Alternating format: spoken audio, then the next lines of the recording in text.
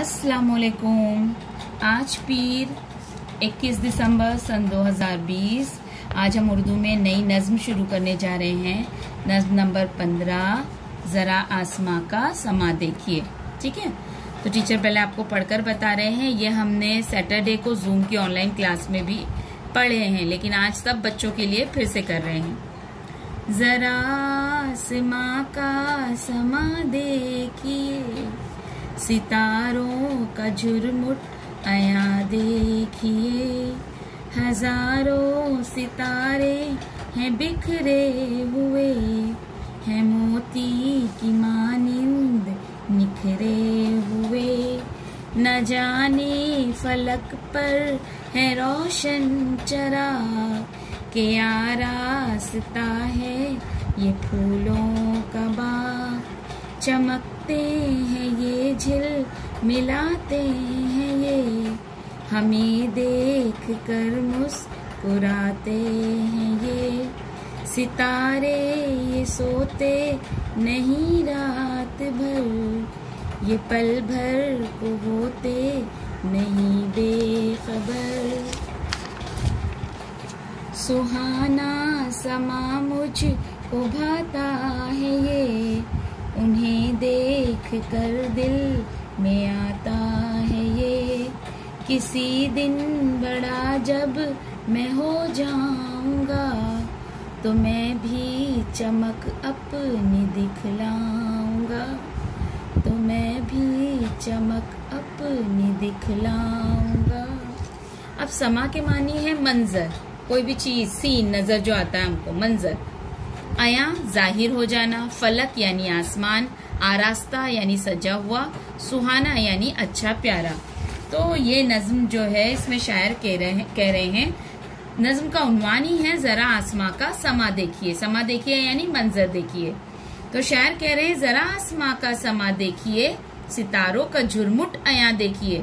तो बच्चों से मुखातिब है और कह रहे हैं जरा आसमां का समा तो देखिए, मंजर देखिए, जो सितारे एक साथ झुरमुट में नजर आ रहे हैं, झुरमुट में एक साथ जो नजर आ रहे हैं, कितने अच्छे नजर आ रहे हैं, बहुत ही जाहिरी तौर पर खूबसूरत नजर आ रहे हैं।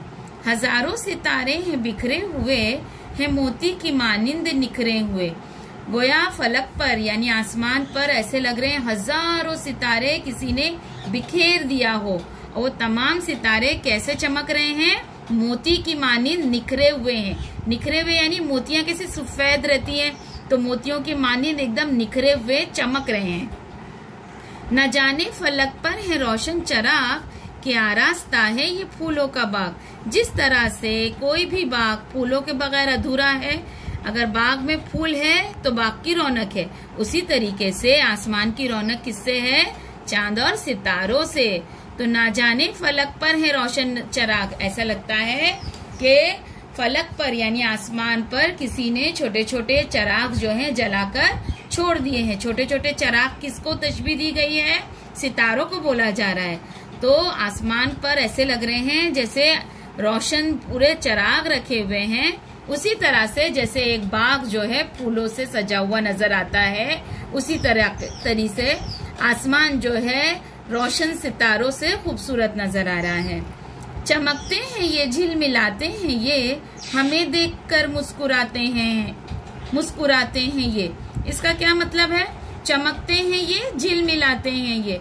तो ये जो सितारे हैं चमक रहे हैं, झिल मिला रहे हैं, गोया उनका चमकना और झिल मिलाना ऐसा महसूस हो रहा है कि वो हमें जमीन वालों को देखकर मुस्कुरा रहे हैं। उनका चमकना और झिलमिलाना जो है मुस्कुराने के जैसे महसूस हो रहा है। सितारे ये सोते नहीं रात भर, ये पल भर को होते नहीं बेखबर। बेशक ना सितारे रात भर जो है झिलमिलाते रहते हैं, वो बिल्कुल नहीं सोते हैं। जब सूरज की रोशनी आती है उस वक्त ये गायब हो जाते हैं, लेकिन रात भर पल भर को भी बेखबर नहीं होते, नजर आते ही रहते हैं। सुहाना समा मुझको भाता है ये, उन्हें देखकर दिल में आता है ये। तो बच्चा जो है देख रहा है ना ये सजा हुआ फलक, आसमान, सितारों से, तो उसे जो है ये सजा हुआ समा ये खूबसूरत मंजर बहुत खूबसूरत लग रहा है, सितारों भरा आसमान, और उन्हें देखकर वो बच्चा जो है सोच रहा है कि किसी दिन बड़ा जब मैं हो जाऊंगा तो मैं भी चमक अपनी दिखलाऊंगा। तो बच्चा क्या कह रहा है, दिल में सोच रहा है कि जब मैं भी बड़ा हो जाऊंगा तो इन्हीं सितारों के मानिंद मैं भी चमकूंगा, खूबसूरत नजर आऊंगा। तो हम अपनी चमक किस तरीके से दुनिया में बढ़ाएंगे?